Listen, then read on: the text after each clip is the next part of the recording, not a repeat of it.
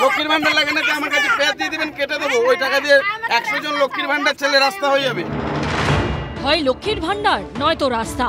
সরকারি প্রকল্পে সুবিধা না ছাড়লে পাওয়া যাবে না হকের পরিষেবা।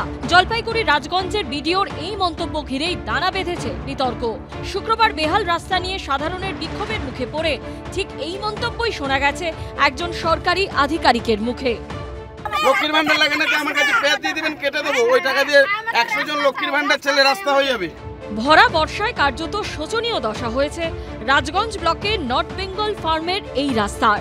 শুক্রবার সেই নিয়ে পথ অবরোধ করেন স্থানীয় বাসিন্দারা। পরিস্থিতি সামাল দিতে ঘটনাস্থলে আসেন রাজগঞ্জের বিডিও প্রশান্ত বর্মন। ঠিক সেই সময় তার মুখে শোনা যায় এই মন্তব্য।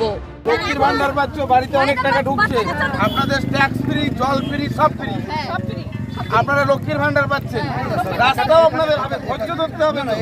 লক্ষ্মীর ভান্ডার রাজ্যের মহিলাদের জন্য তৃণমূল সরকারের আমলে জনমুখী প্রকল্প। রাজনৈতিক মহলে যাকে কেউ বলেন তৃণমূলের মাস্টারস্ট্র, ভোট রাজনীতির অন্যতম শক্তিশালী অস্ত্র, আবার বিরোধীদের কটাক্ষ যা শুধুমাত্র দান খয়রাতির অন্যতম নিদর্শন। এবার সেই সরকারি প্রকল্পের বিনিময়ে রাস্তা সারানোর কথা বলছেন একজন সরকারি আধিকারিক। রাজনৈতিক মহলে প্রশ্ন, তবে কি একদিকে প্রকল্পের টাকা পাচ্ছেন বলে রাস্তায় নেমে ভোগান্তি পোহাতে হবে সাধারণ মানুষকে? লক্ষ্মীর ভান্ডারের জন্য উন্নয়ন পরিকাঠামোয় থেকে যাচ্ছে ঘাটতি। লক্ষ্মীর ভান্ডার যে প্রকল্প অবশ্যই নির্বাচনে তৃণমূলকে সাহায্য করছে। একই সঙ্গে এটা মানতেই হবে যে সাধারণ নিম্নবিত্ত মানুষের হাতে টাকা পৌঁছে দেওয়ার যে অর্থনীতি, সেই অর্থনীতি অনেক জায়গাতেই সফল হয়েছে। উল্টো দিকের প্রশ্ন হচ্ছে যে এই অর্থনীতি কতদিন চালিয়ে যাওয়া হবে।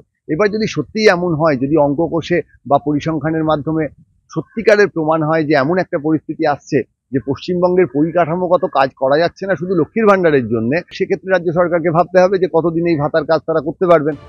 এদিকে বিডিওর এই মন্তব্যকে হাতিয়ার করে ময়দানে নেমেছে বিরোধী শিবির। সহমত পোষণ করেনি শাসক দলও।